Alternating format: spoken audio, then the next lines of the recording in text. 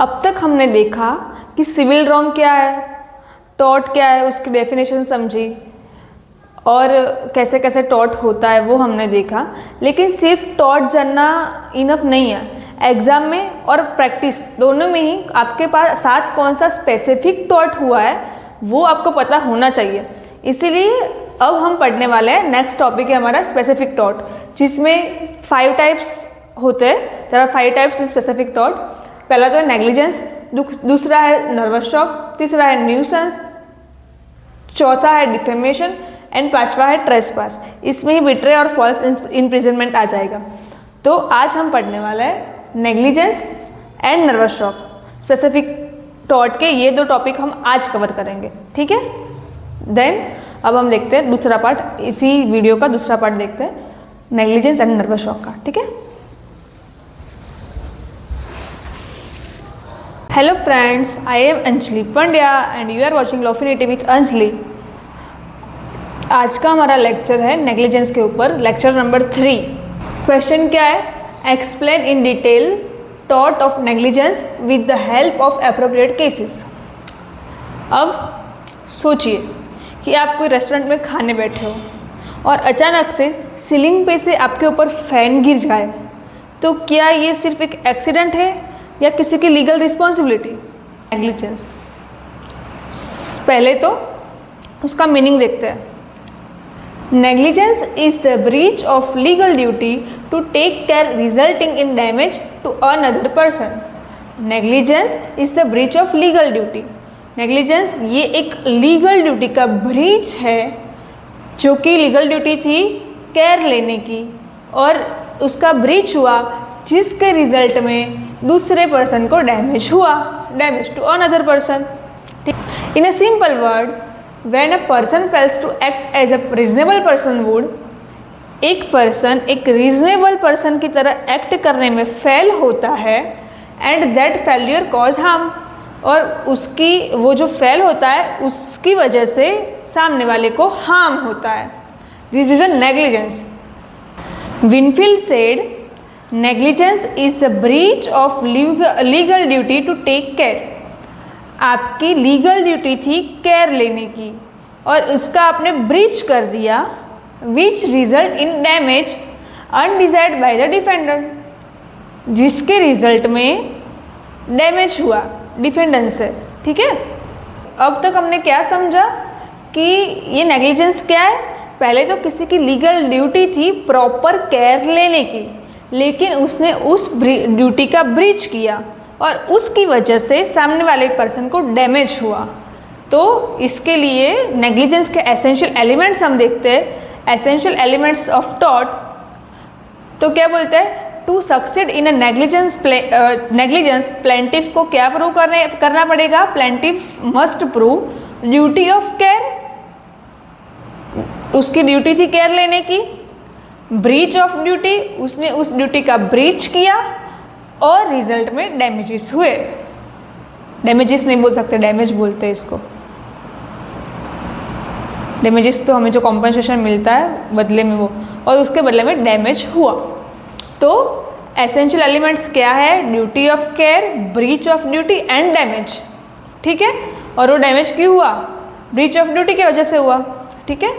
अब हम इन तीनों को बारी बारी से समझते हैं, duty of care, breach of duty and damage को, ठीक है। पहला है ड्यूटी ऑफ केयर। इसका मीनिंग क्या है? A legal obligation to take reasonable care to avoid act और omission which can forcibly harm others. आपके ऊपर लीगल ऑब्लिगेशन है रीजनेबल केयर लेने का, और वो आपने एक्ट नहीं किया जिसकी वजह से दूसरे को दिक्कत हुई। अगर आप वो केयर नहीं करोगे तो सामने वाले पर्सन को हार्म होता है जिसकी वजह से। तो ये है ड्यूटी ऑफ केयर। उसका केस लो है डोनेग्यू वर्सेस स्टीवेंसन। इसमें क्या होता है कि जो डोनेग्यू थी वो अपने फ्रेंड के साथ एक रेस्टोरेंट में गई हुई थी और वहाँ उसने उसके फ्रेंड के लिए जिंजर बियर खरीदी, लेकिन वो उसका कलर ऐसा था कि अंदर आप देख नहीं सकते थे, और उस बियर में से एक स्नेल निकली, और जिसकी वजह से उसका जो फ्रेंड था वो बीमार हो गया। तो अब जो उसका मैन्युफैक्चरर था जिंजर बियर का कंपनी, जिंजर बियर उसने जिस कंपनी की खरीदी थी उसका स्टीवेंसन, उस मैन्युफैक्चरर के ऊपर इसने प्लेंट किया। तो क्वेश्चन ये था कि क्या डोनेग्यू ने अपने फ्रेंड के लिए खरीदी तो क्या डोनेग्यू वो कर सकती है, लेकिन इसमें मेन इश्यू वो होता है कि मैन्युफैक्चरर जो था स्टीवेंसन, उसकी ग्राहकों के प्रति, कंज्यूमर के प्रति कोई ड्यूटी थी कि नहीं थी, लीगल ड्यूटी। तो इसी से कोर्ट ने बोला कि यस उसकी ड्यूटी थी और यही, और इसके ऊपर से कौन सा प्रिंसिपल आता है, इसके ऊपर से प्रिंसिपल आता है नेबर प्रिंसिपल। नेबर प्रिंसिपल मतलब, नेबर का मतलब क्या है, person closely affected by your act. आपके एक्ट से जो भी अफेक्टेड होता है, क्लोजली अफेक्टेड पर्सन है, उसको हम नेबर कहेंगे, और इसी के ऊपर से आया नेबर प्रिंसिपल। फिर है breach of duty. Breach of duty का मतलब क्या होता है, failure to meet standard of care expected from a reasonable person. एक रीजनेबल पर्सन से हम जो स्टैंडर्ड केयर ऑफ स्टैंडर्ड्स है, स्टैंडर्ड केयर है, उसकी एक्सपेक्टेशन करते हैं, लेकिन वो निभाने में फेल होता है। मतलब कि failure to meet standard of care expected from a reasonable person. उसका केस लो है बोल्टन वर्सेस स्टोन। इसमें ये स्टोन एक लेडी थी जो कि वो उसके घर के बाहर खड़ी हुई थी और क्रिकेट ग्राउंड में से बॉल आके उसको लग गई, तो उसने जो क्रिकेट क्लब था उसके ऊपर केस फाइल किया। तो कोर्ट ने बोला, तो इस यहाँ पे ये था कि क्या ये क्रिकेट क्लब लायबल होगा। कोर्ट ने कहा नहीं, क्योंकि जो क्रिकेट क्लब था उसके आसपास प्रॉपर फेंसिंग थी और बॉल जो बॉल आया था बाहर वो बहुत रेयरली आता है, तो उसने जो क्रिकेट क्लब था उसने तो प्रॉपर केयर ली ही थी, उसकी ब्रीच ऑफ ड्यूटी नहीं है इसीलिए। और यहाँ से नेग्लिजेंस का प्रिंसिपल आया। नेग्लिजेंस का क्या है, doing something a prudent man would not to do और not doing something a prudent man would to do.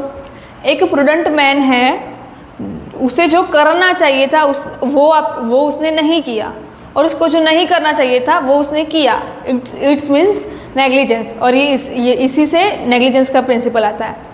फिर है डैमेज, तीसरा essential element. Plaintiff must prove damage caused by defendants breach. Plaintiff को ये prove करना पड़ेगा कि damage जो हुआ है वो डिफेंडेंट की ब्रीच ऑफ ड्यूटी से हुआ है।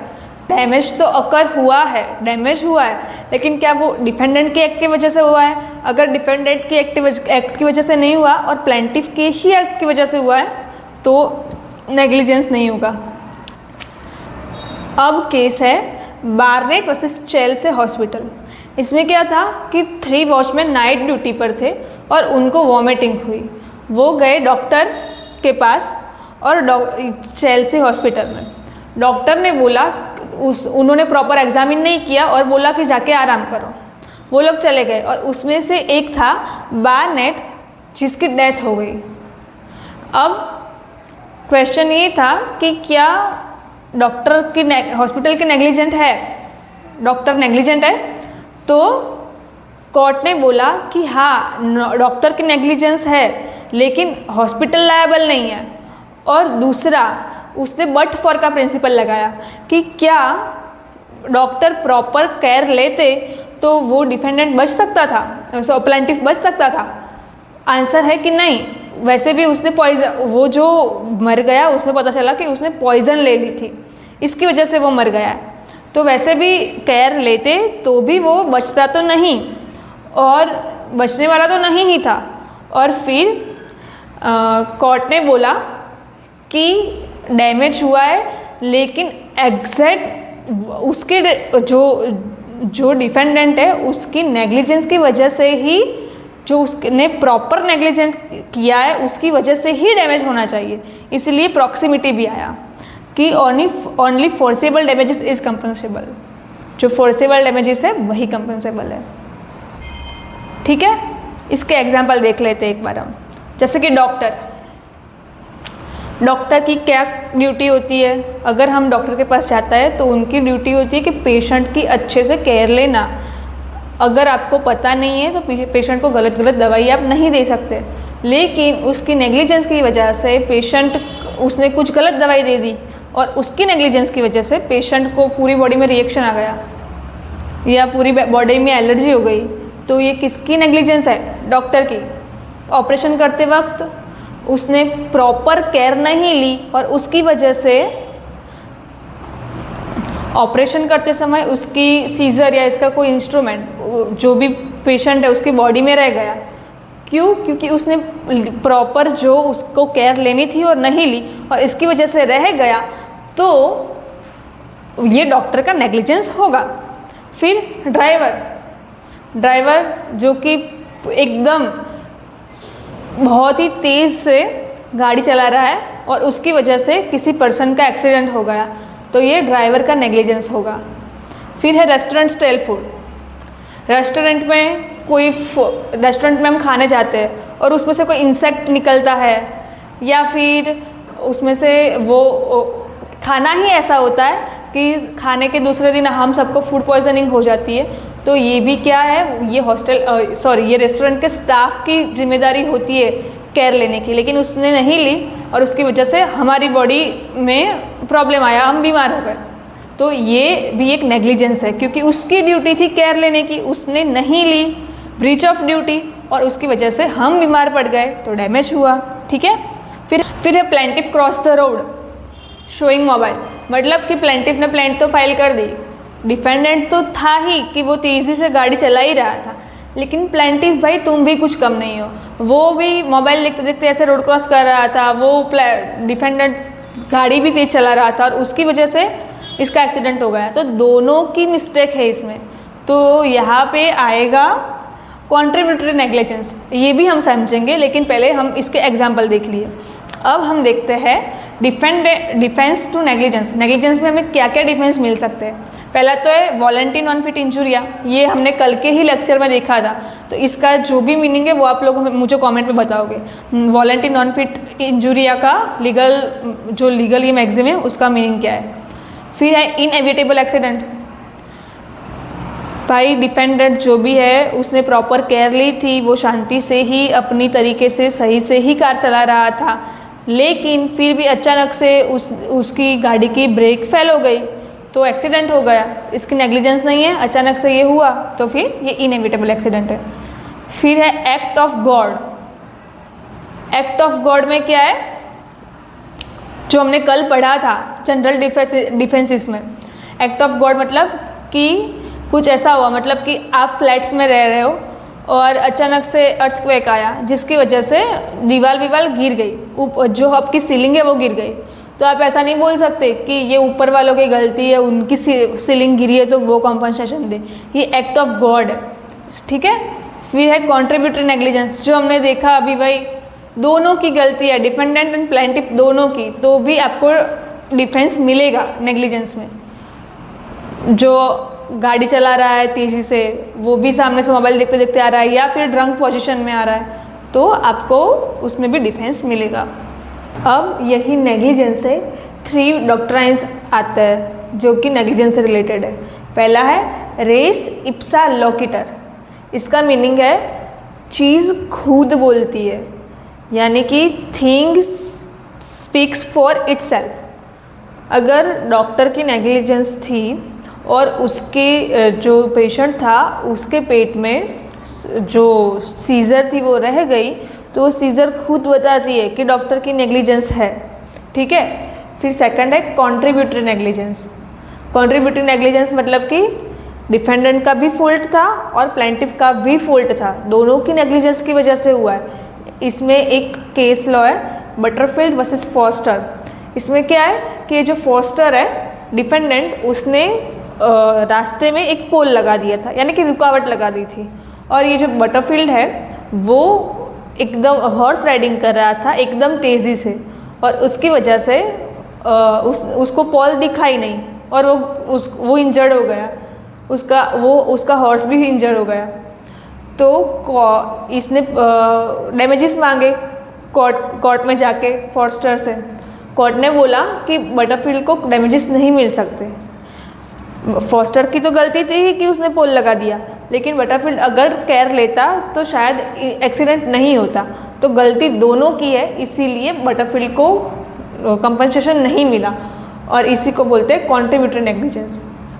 सेकंड हमारा ये था, फर्स्ट रेस इप्सा लोकिटर, सेकंड है कॉन्ट्रीब्यूटरी नेग्लिजेंस एंड थर्ड है कंपोजिट नेग्लिजेंस। मतलब कि बहुत सारे डिफेंडेंट होते हैं जो कि जॉइंटली लायबल होते हैं वो जो है कंपोजिट नेग्लिजेंस में। ठीक है, ये 3 डॉक्ट्राइन्स आए हैं नेग्लिजेंस में। हमने क्या क्या पढ़ा, उसका मीनिंग पढ़ा 3 और एक विनफिल की डेफिनेशन थी, सिंपल टर्म्स में पढ़ा कि इसको नेग्लिजेंस बोलते हैं।